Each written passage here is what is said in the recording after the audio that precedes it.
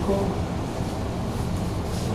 एक कंसेप्ट है कि जो हम पैरामीटर पास करते हैं ना, उसे पास करने के दो तरीके, यानी कि हमारे पास टू वे पास अ पैरामीटर। एक को तो कहा जाता है कॉल बाय वैल्यू और एक को कहा जाता है कॉल बाय रेफरेंस।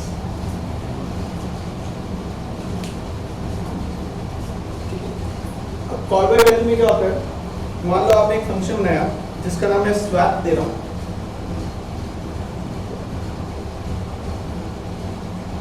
और कुछ इस तरीके से मैं लिखा a की वैल्यू 190 है, ठीक है। और मैंने क्या किया, एक वॉइड मेन बनाया, इस वॉइड मेन में एक इंटीजर a लिया जिसकी वैल्यू मैंने 100 ली, फिर मैंने स्वैप की कॉल वेट की, a पास कर दिया उसमें, फिर एट द एंड मैंने कहा प्रिंटफ कर दे इस a की वैल्यू। अब इस सिनेरियो में a की वैल्यू क्या होगी,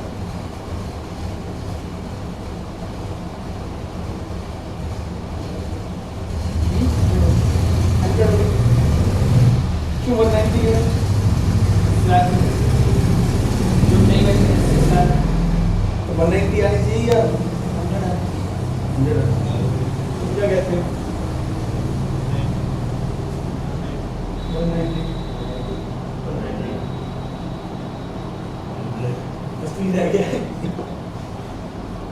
देखो एक सिंपल सा फंडा लगाओ, जब ये स्टेटमेंट लिखते हैं तो इसका मतलब क्या है, एक ब्लॉक मिलेगा, मान लो उसको एड्रेस मिल गया 65524, ठीक, उसके ऊपर क्या पड़ा हुआ 100। अब जब ये a है, जब ये भी एक डिक्लेरेशन ही है पर ये स्वैप के अंदर है, तो इसे भी एक मेमोरी ब्लॉक मिलेगी, मान लो 6520 मिल गया, ठीक। आपने यहाँ लिखा a, जब आप खाली a लिखते तो क्या देता है, जब मैंने यहाँ a खाली लिखा तो उसका मतलब वैल्यू, तो क्या करेगा अपनी वैल्यू को यहाँ से उठा के इसको दे देगा, इसके पास भी क्या आ जाएगा 100। फिर आपने कहा इस a में 190 हो जाए, तो क्या करेगा इसे 190, ठीक है। फिर ये वापस आ गया, अब a की वैल्यू देखने गया तो a के पास क्या पड़ा हुआ है 100, तो आंसर क्या आएगा 100 ही आएगा। और इस तरीके से जब यह एक सिंपल, इन अदर वर्ड्स ये कह दो, जब हम नॉर्मली पैरामीटर पास करते हैं तो वो आपके कॉल बाय वैल्यू होते हैं। कॉल बाय वैल्यू का मतलब जो उनका एक्सचेंज हो रहा है वो सिर्फ वैल्यू का हो रहा है, उसके अलावा और कुछ चेंज एक्सचेंज इनका नहीं हो रहा। और एक टर्म और यूज की जाती है, जैसे यहां पर a वेरिएबल है, इसे हम कहेंगे एक्चुअल आर्गुमेंट्स, ठीक, और ये है फॉर्मल। दोबारा बताना। देखो मैं ये कह रहा हूं, पहले इंट एरिया मतलब नॉर्मल, हम नॉर्मल वैसा पढ़ते हैं जैसे हमने पढ़ा होगा, वेरिएबल डिक्लेयर होगा, एक मेमोरी मिली जिसकी लोकेशन मैंने मानी 652, इसके ऊपर 100। जब ये स्टेटमेंट होगी तब भी क्या होगा, एक वेरिएबल डिक्लेयर होगा, एक वेरिएबल बनेगा, उसको एक लोकेशन मिलेगी। आपने जब स्वैप a कॉल किया तो जब हम नॉर्मली a लिखते हैं तो उसका मतलब उसकी जो वैल्यू है वो हमें मिल जाए, तो ये वैल्यू इसको मिल जाएगी, ठीक। तो इसके बाद भी 100 आ गया, फिर आपने बोला a को 190 कर दो, तो इसका मतलब इस a पे जो वैल्यू पड़ी थी 190 कर दो। जब ये वापस आया, जब आपने ये वाला a डिस्प्ले करा तो ये तो इस a की बात करेगा, तो 100। और मैं ये कह रहा हूँ कि इसे एक्चुअल आर्गुमेंट कहते हैं, इसे फॉर्मूला, ठीक है। ये बुक के अंदर उसमें लिखा हुआ है कि कॉल बाय वैल्यू में एक्चुअल आर्गुमेंट और फॉर्मल आर्गुमेंट का कोई लिंक नहीं होता, अगर फॉर्मल आर्गुमेंट में चेंज होता है तो एक्चुअल आर्गुमेंट्स में कोई फर्क नहीं पड़ता। अंडरस्टूड। मैं चाहता हूं कि यार कुछ ऐसा हो, यहां जो चेंज हो यहां रिफ्लेक्ट हो, तो मैं इस फंक्शन को थोड़ा मॉडिफाई करूं। मैं क्या करता हूं, इस फंक्शन को कुछ ऐसा बनाता हूं, एक स्वैप बन दिया और यहां लिख दिया इंटीजर स्टार a, ठीक, और यहां लिख दिया star a is equal to 1।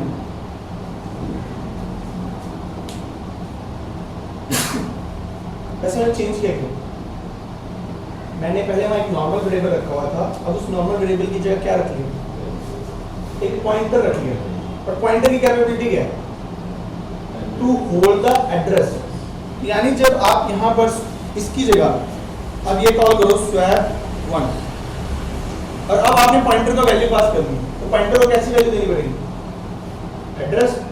तो आप यहाँ लिखोगे एड्रेस ऑफ, मैं यही मान के चल रहा हूँ ये चीज है, यानी अब ये अपनी वैल्यू नहीं इस चीज को मूव करेगा। और यहाँ पे भी इसको एक मेमोरी मिलेगी, मान लो इसे मेमोरी मिली और इसको एड्रेस मिला हुआ है 18, आपने ये चीज दी, इसके पास ये एड्रेस पहुंच गया 6552। और जब आप ये चीज लिखोगे तो उसका मतलब क्या है? ए के पास जो एड्रेस है उसकी वैल्यू में 190 कर दो, यानी ये एड्रेस और इस एड्रेस की वैल्यू में 190 कर दो, ठीक है। तो यानी कि अब जो आप पास करोगे उससे उनका जो चेंज है वो रिफ्लेक्ट हो जाएगा, और इस चीज को कहते हैं call by reference. Reference address both are same term in C, मतलब यहाँ पे ये दोनों वर्ड्स एक्सचेंजली यूज कर सकते हैं। इसमें बताओ ये स्टिक टू बेसिक रहो कि जब पॉइंटर आ गया तो यहाँ पासिंग करते हुए आपको क्या देना पड़ेगा? एड्रेस। ये हमारा दूसरा टॉपिक, ठीक है।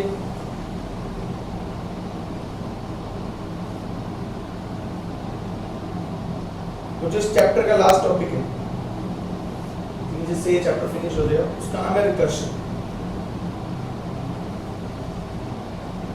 ऐसे नोट डाउन करिए।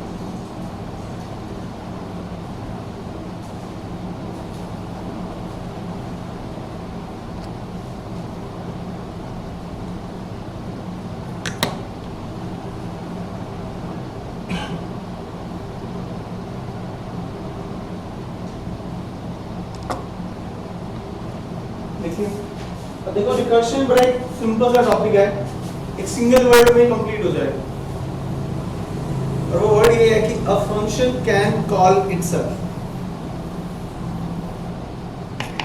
मतलब एक फंक्शन खुद को भी कॉल कर सकता है। यानी अगर मैं एक ऐसा फंक्शन लाऊं void मैसेज और इसके अंदर ये लिख दूं printf हेलो और यहाँ मैसेज कॉल करूं,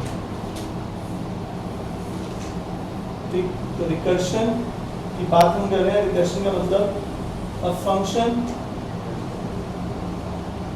कैन कॉल इटसेल्फ, अगर उसके अंदर जैसे आपने मैसेज नाम का फंक्शन बनाया, इसी फंक्शन के अंदर आपने इसी की कॉलिंग कर दी, ठीक, तो उसे क्या कहा जाएगा?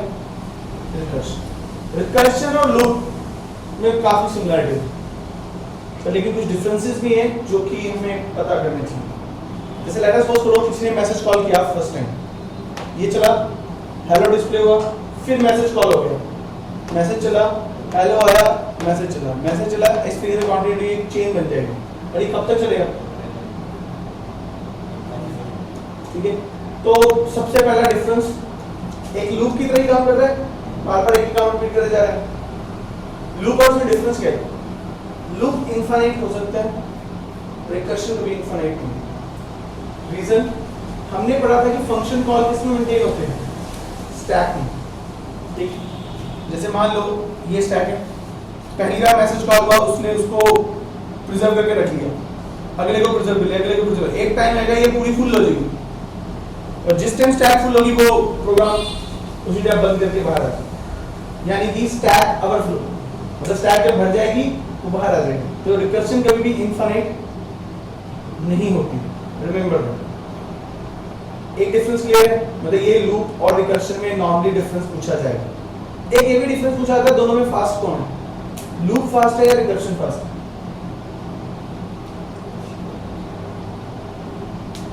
देखो लूप फास्ट है। कैसे?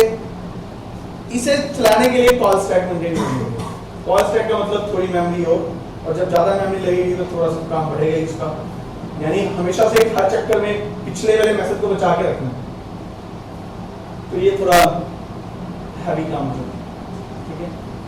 अब उसके बाद बात की फिर फायदा क्या है?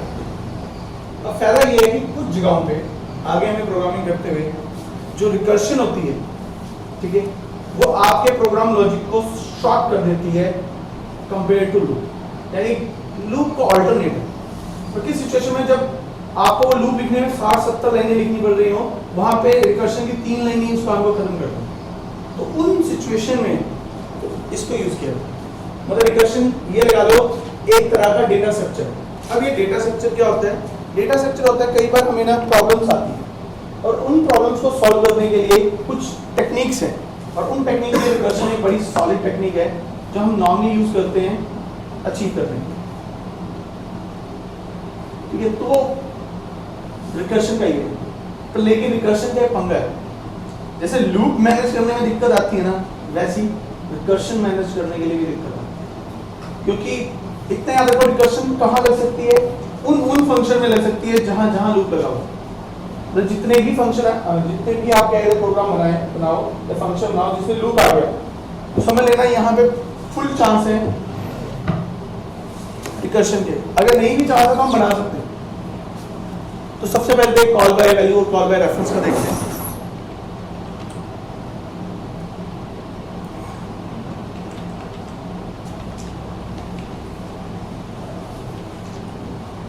और कुछ क्वेश्चन किए इसके, कब करना है? पता क्या चक्कर है, रिकर्शन के लिए पहला फंक्शन बनाना होना चाहिए तो रिकर्शन हो, अदरवाइज चलो कोई नहीं। देखो सबसे पहले मैंने एक वॉइड स्वैप लिया इंट ए और ए की वैल्यू 190, वॉइड मेन लिया, एक integer a is equal to 100 लिया, क्लियर स्क्रीन, स्वैप की कॉलिंग की और एक कॉल। यहाँ चेकआउट करते हैं printf the value of a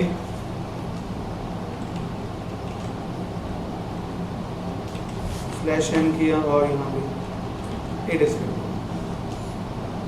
ठीक है, अब आगे से चलाएंगे तो आंसर 100 आ जाए। ठीक है, अब मैं एक दूसरा फंक्शन बनाता हूँ जिसमें यहाँ पॉइंटर लेते, पॉइंटर ले लिया star a is equal to 1, यहाँ स्वैप करते हैं,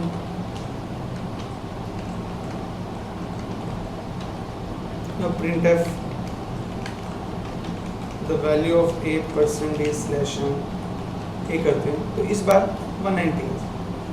ठीक है, एक तो यूज क्या हो गया कॉल बाय रेफरेंस का, कि अगर आप अपने एक्चुअल आर्गुमेंट का लिंक फॉर्मल आर्गुमेंट से रखना चाहते हैं ताकि फॉर्मल आर्गुमेंट में जो चेंज हो वहाँ रिफ्लेक्ट हो, उसके लिए आप इसे यूज कर सकते। दूसरी सिचुएशन यानी दूसरा यूज इसका, जहां पे आप इसको बेटर मैनर से यूज कर सकते हो, मान लो कई बार मेरे पास मान लो एक सम का फंक्शन बनाया आपने, इंटीजर सम,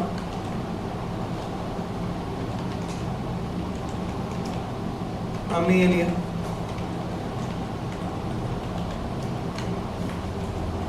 ये a प्लस बी,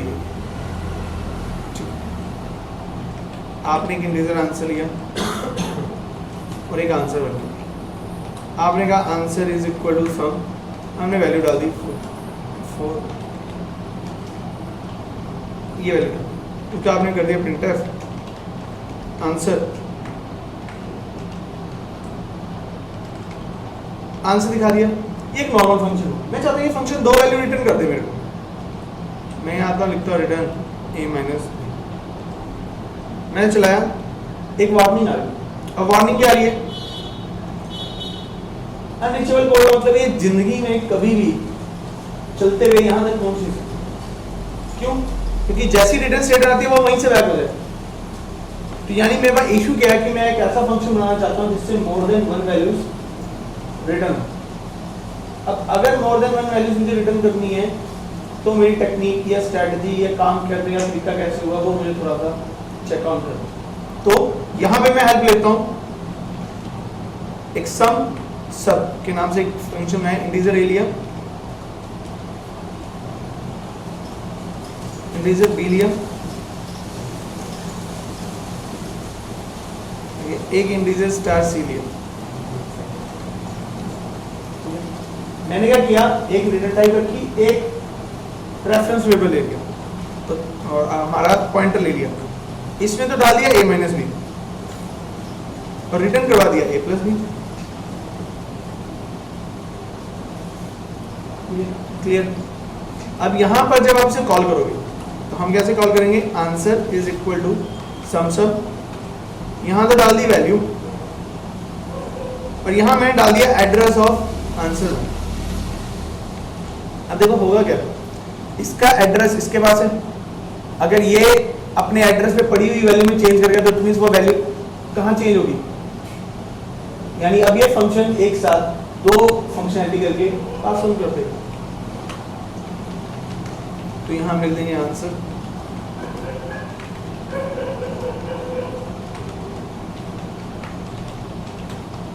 तो इस तरीके से चल जाएगा, तो दोनों आंसर निकाल देंगे। मतलब अब आपके एक टेक्निक है, मतलब रेफरेंस को स्मार्टली यूज करके आप किसी फंक्शन मोर देन वैल्यूज को रिटर्न कर सकते हैं। जैसे कई बार मान लो तुम्हें एक ऐसी फंक्शनैलिटी करनी पड़ गई जब जहां तुम्हें ऐसी रिक्वायरमेंट पड़ गई कि यार तुम्हें दो रिटर्न करवानी है वैल्यू, उस सिचुएशन में इसको याद कर लें, ये तुम्हारी हेल्प कर सकता है। रिटर्न a प्लस बी का मतलब क्या है? a प्लस बी को कैलकुलेट करे और इस वैल्यू को रिटर्न कर दे किसको? जिसने कॉल किया। एक फंक्शन को फोर्सली बैक मारना हो या वहां से एग्जिट होना हो तो रिटर्न स्टेटमेंट होती है। जैसे ब्रेक स्टेटमेंट किससे बाहर निकालती है? लूप से और स्विच से, ठीक है। इसी तरीके से रिटर्न स्टेटमेंट किसी भी फंक्शन से बाहर निकाल देती है। तो रिटर्न अब रिटर्न के साथ आपको वैसी वैल्यू रखनी पड़ती है जैसे रिटर्न करवानी है। जैसे इंट लिखा है तो इंटीजर टाइप का मैंने कर दिया और साथ में मैंने यही सॉल्व कर दिया। तो एक तरीका ये था, मैं पहले एक इंटीजर सी बनाता, फिर उसमें a प्लस बी डालता, फिर उस रिटर्न सी करता, तो वो मैंने एक वन शॉट ही कर दिया सारा। वैसे इसको लिखते हुए कई कुछ लोग ऐसे भी लिख देते हैं, देयर इज नो प्रॉब्लम, तो कोई प्रॉब्लम नहीं है इसमें, ठीक है, अंडरस्टूड। अब ये देखते हैं कि मैंने कहा रिकर्शन इनफाइनाइट नहीं होती, तो एक बार कंफर्म कर लेते हैं कि क्या सही में ऐसा है कि कहीं ऐसी झूठ बोल दिया हो।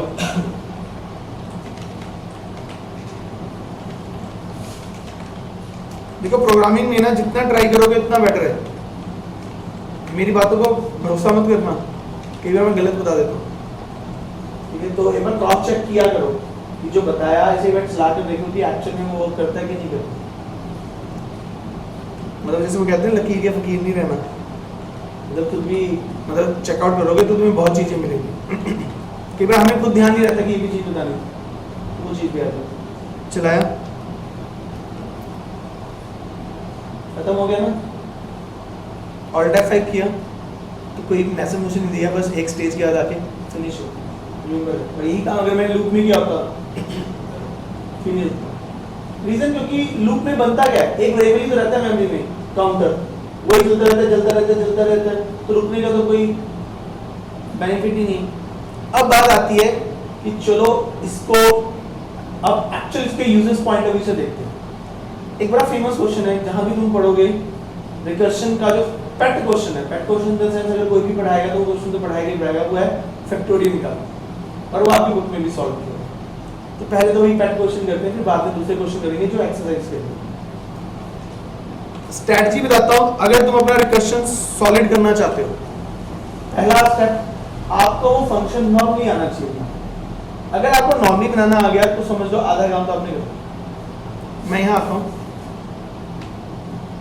मैंने एक इंटीजर फैक्टोरियल एक फैक्ट नाम का बनाया, इंटीजर नाम फैक्टोरियल निकालना चाहता हूं बेसिकली। मैंने एक इंटीजर f लिया 1, कब तक चले लूप? जब तक num ग्रेटर देन 1 है, ठीक। f मल्टीप्लाई बाय num और हर बारी num को छोटा करते जाओ और रिटर्न f। इतने में बताओ फैक्टोरियल के लॉजिक में कोई प्रॉब्लम हो और फंक्शन की फिटिंग में कोई प्रॉब्लम हो तो वो बताओ।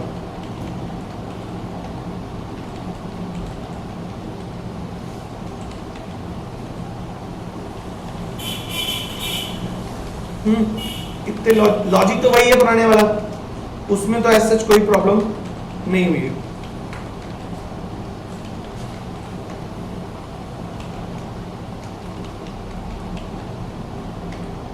ये ले लिया, उसके प्रिंटफ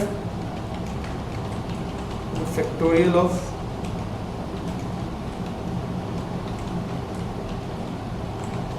ये मैंने ले लिया, इतना चलाता हूँ सही चल रहा। अब नाउ अब बात आती है किसी लूप का अल्टरनेट, तो इट मींस उसको बनाने के लिए अब आपको रिकर्शन में सेम वैसे चलना पड़ेगा। अगर रिकर्शन को मीनिंगफुल रखना है, एक ऐसी सिचुएशन रखनी पड़ेगी जहां पे वो रुके। अगर ऐसी सिचुएशन नहीं बनी हमसे तो प्रॉब्लम हो जाएगी। यानी रिकर्शन के अंदर आपको ये चीज तो मेंटेन करके चलनी चाहिए। अगर वो मेंटेन ना हुई हमसे तो प्रॉब्लम हो जाएगी। क्योंकि एक स्टॉपिंग कंडीशन लूप में भी चाहिए होती है या एक लूप एग्जीक्यूशन कंडीशन चाहिए होती है। यहाँ पे जो आप लूप में काम कर रहे हो ना वो इफ एल्स में कन्वर्ट हो जाए। अब मैं क्या करता हूँ, एक इंटीजर रेक्ट फैक्ट इंटीजर नम, एक इंटीजर एफ आंसर लिया। पहली कंडीशन नम अगर लेस देन इक्वल टू 1 हो तो उसी टाइम रिटर्न 1 कर। ये होगी मेरी एक ऐसा केस जहां पे वो रुक जाएगा। दूसरा केस अगर वो उससे ज्यादा है तो f is equal to num multiply by rect fact, दोबारा से कॉल कर लिया, नम की एक वैल्यू कम कर दी, एट देन रिटर्न f कर दी। ये राइट डाउन कर दी लाइक। तो यहां आते हैं एक बार,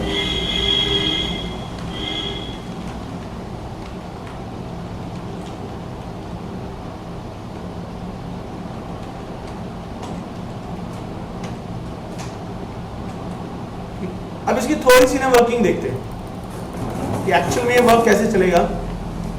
हम ये लेके चलते हैं कि मैंने ना रेक्ट फैक्ट कॉल कर दिया, आपके पास रेक्ट फैक्ट आया, आपने इसमें सप्लाई कर दिया 3। अब उसमें जैसी स्टार्टिंग है वैसे चलो, पहली कंडीशन है कि नम छोटा है उससे 3, यानी इस टाइम नम के अंदर क्या है 3 है, तो वो नहीं होगा तो काम एल्स पार्ट में जाएगा, वहां लिखेगा f नम की value 3 multiply by rect fact, दोबारा से कॉल होगा और उसमें नम की वैल्यू में कम कर दो 2 कम कर दिए। ये वैसे ही हुआ है जैसे मैंने लूप में क्या करते हैं, हर चक्कर में एक कम करते हैं, यानी कि अगली बार जब मैं रेक्ट फैक्ट को कॉल करूंगा तो एक कम कर दूंगा। उसके बाद ये भी कॉल हुआ, ये भी एल्स पार्ट में जाएगा, वहां f 2 multiply by rect fact 1। अब जैसे ये गया ये इफ पार्ट में जाएगा, इफ पार्ट में वैसे ही बैक आ जाएगा क्या लेके 1, फिर 2 आंसर बन जाएगा, ये एल से बाहर निकलेगा, एल्स के बाहर क्या लिखा हुआ है रिटर्न एफ, तो ये वहां रिटर्न हो जाएगा जहां कॉल हुआ है, यहाँ 2 रिटर्न हो गया, 3 × 2 6, फिर ये रिटर्न होकर वहां कॉल हो जाएगा जहां इसने कॉल किया। तो ये इस तरीके से काम करता है। तो ये बेसिकली रिकर्शन है, ठीक है। इसको बताओ रेक्ट फैक्ट से पहले क्या प्रॉब्लम थी? तो ये रेक्ट फैक्ट की जरूरत नहीं है, मैं बता रहा ये डेटा स्ट्रक्चर है, यानी आपको प्रॉब्लम सॉल्व करने की क्या टेक्निक है, तब यूज होगी किसी फंक्शन में लूप लगाओ। मैं ये नहीं कह रहा कि हम हमेशा से यूज करते हैं, लेकिन आगे चल के जैसे जैसे हम प्रोग्रामिंग में बहुत आगे जाएंगे, डेटा स्ट्रक्चर का टॉपिक आएगा, वहां पे कुछ लॉजिक ऐसे होंगे जो अगर लूप से करें तो तुम्हें 100 लाइंस लिखनी पड़ जाएंगी, तो रिकर्शन में वो लाइनें शॉर्ट हो जाएंगी। मतलब एक टेक्निक है जिससे आप शॉर्ट कर सकते हो अपने प्रोग्राम बहुत जल्दी। क्योंकि देखो ना, इतने अरेंजमेंट से अपने आप लूप बन गया, चलता रहे। तो ये एक एडवांटेज है जो लूप में अरेंज करना थोड़ा मुश्किल पड़ता है। मतलब इसका बेनिफिट क्या है, कुछ लॉजिक, ये नहीं कि सारे, अभी तक हमने जितने प्रोग्राम किए ना उनके लिए रिकर्शन नहीं बना, पर हम उन प्रोग्राम पे लगा के इसलिए देखेंगे तो ताकि हमें रिकर्शन के फंडे को अप्लाई करना है, ताकि इन फ्यूचर जब हम काम करें तो हमें कोई प्रॉब्लम ना हो रिकर्शन। बाकी उसमें कोई कमी नहीं, क्योंकि देखो जब मैंने डिफरेंसेस बताए, मैंने एक डिफरेंस बताया कि रिकर्शन हैवी होता है लूप से, यानी अगर आप स्पीड अप करना चाहते हो काम तो लूप से करना इज अ गुड ऑप्शन। तो लेकिन 100-150 लाइनें लिखोगे उससे बेटर है 3-4 लाइनों में रिकर्शन में काम, ठीक है। फिर पर ये जितने हम प्रोग्राम बनाएंगे इनमें रिकर्शन की कोई जरूरत नहीं है, ये जस्ट ये है कि तुम्हें एक लूप बने हुए हैं उनको कन्वर्ट करना आना चाहिए, या आपके माइंड में ऐसी पिक्चर बननी स्टार्ट हो जाए रिकर्शन को देख। That's it. अब हम उसके फर्दर क्वेश्चन डिस्कस कर रहे हैं। अब तुम्हारी जितनी बुक में क्वेश्चन दिए ना फंक्शन के, वो दो तरीके से दिए हैं। वो ये बोलता है एक फंक्शन बनाओ और साथ में उसका रिकर्सिव फंक्शन बनाओ। तो एक क्वेश्चन है input any number and find out its sum of digit. ठीक है, तो स्ट्रेटजी यही होनी चाहिए तुम्हारी, पहले उसे पहले सिंपल फॉर्म में बना लो। अगर वो सिंपल फॉर्म में बन गया तो 80% चांसेस है कि वो उसमें बच जाएगा। अगर आप डायरेक्ट रिकर्शन से चलोगे तो चांसेस कम है। तो याद रखना, अगर के क्वेश्चन डायरेक्ट ट्राई नहीं करने, पहले से नॉर्मल फंक्शन में बनाओ, फिर से ट्राई आउट। जैसे वो प्राइम ये वाला रहने देते हैं, प्राइम फैक्टर निकालने वाला करते हैं। मुझे फंक्शन बनाना है जिसमें प्राइम फैक्टर निकालना है। यहाँ है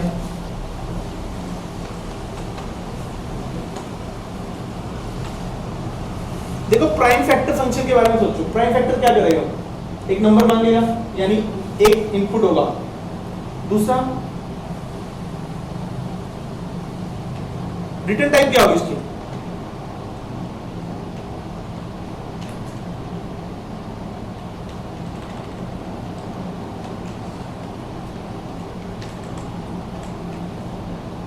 रिटर्न टाइप कुछ नहीं होगी क्योंकि बहुत सारी वैल्यूज देगा ये तो हम तो इसे सीधा डिस्प्ले कराएंगे। तो यहाँ लिखा वॉइड में लिखा प्राइम फैक्टर।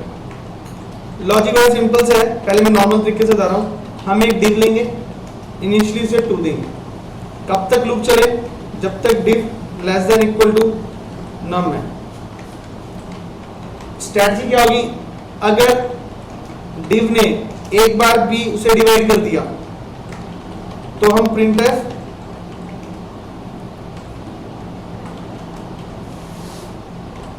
उस डिव को डिस्प्ले कर देंगे और नम की वैल्यू में चेंजेस कर देंगे। एल्स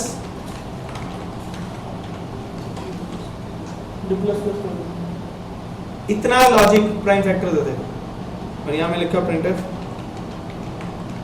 द प्राइम फैक्टर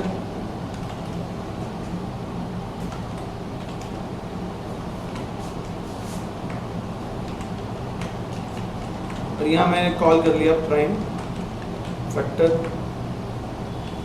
ना, और यहां लिख दिया प्रिंटफ चलाया 24 डालते हैं आंसर। क्वेश्चन मेरा डन है। अब यहां पर अब मुझे रिकर्शन से बनाने, स्टॉपिंग कंडीशन क्या होगी? डिव बड़ा हो गया नम से, ठीक है, यानी एक आप कंडीशन यहां ये लगाओगे, इफ डिव बड़ा हो गया नम से, उसी टाइम ये क्या कर जाए? यहां से बैक कर जाए।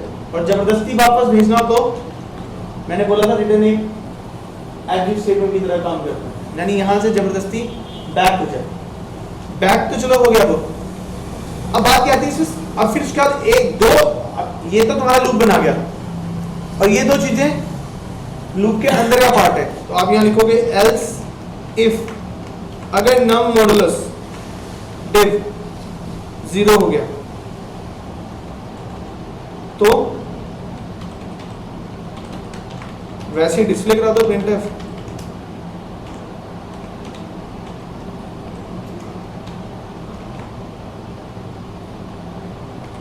डिव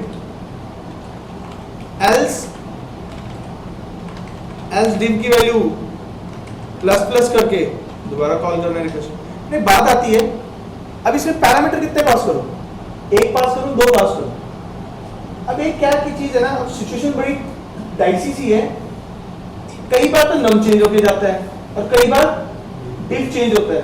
तो यानी आपको ये दोनों चीजें ना मेंटेन करके रखनी पड़ेगी इसके पैरामीटर लिस्ट में, क्योंकि मेरे लूप के अंदर पता है, ये लूप से मुझे आइडिया लगा, कई बार नम मैनिपुलेट होता है, कई बार डिव होता है। यानी कि जो ये लूप बना हुआ है जिसके ऊपर ये स्टॉप होता है, ये दोनों में से कोई भी मैनिपुलेट हो सकता है।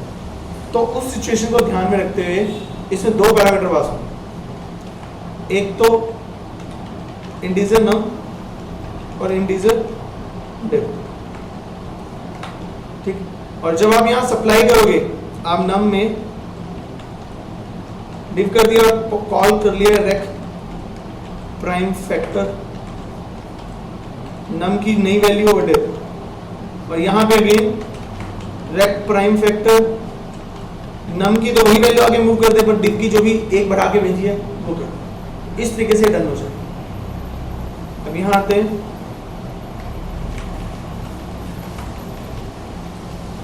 अब बात आती है डिव की वैल्यू इनिशियली क्या सप्लाई करें, तो चले